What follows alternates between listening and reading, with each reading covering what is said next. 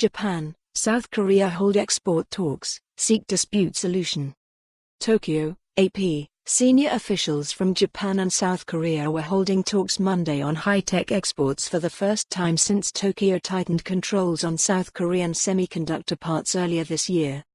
The Director General level meeting was taking place in Tokyo between Yoichi Iida of Japan's Trade Control Department and his South Korean counterpart, Ho-hyeon. The two officials shook hands at the beginning of the talks, though they made no opening remarks to the media. A meeting of this level had not been held in more than 3 years. Japan in July tightened trade controls on South Korea materials used in smartphones, television screens and other high-tech products, citing national security concerns. Japan also downgraded South Korea a month later from a list of preferential trade partners.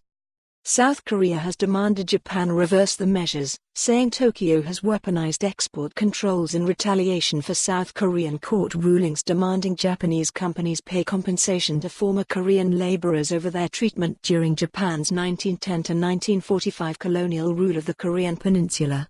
Tokyo has pressed Seoul to stick with the 1965 agreement in resolving their dispute over wartime Korean laborers, criticizing the court decisions a violation to international law.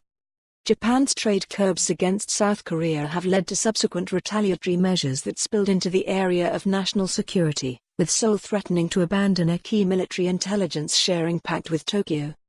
The pact was saved just hours before its expiration in November, following Washington's repeated pressure and with Tokyo agreeing to resume export control talks requested by Seoul. Monday's talks come a week ahead of a planned summit between the two countries and China.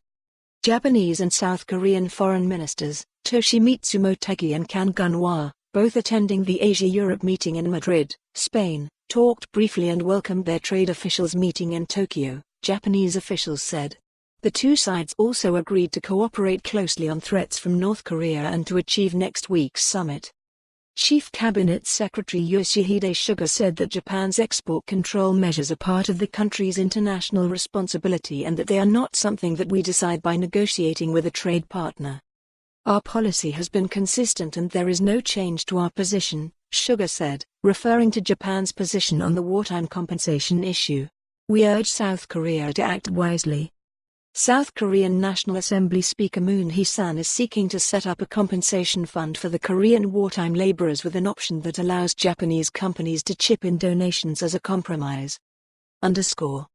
Follow Mari Yamaguchi on Twitter at https://www.twitter.com/Marie. For more on this story, visit the news article link.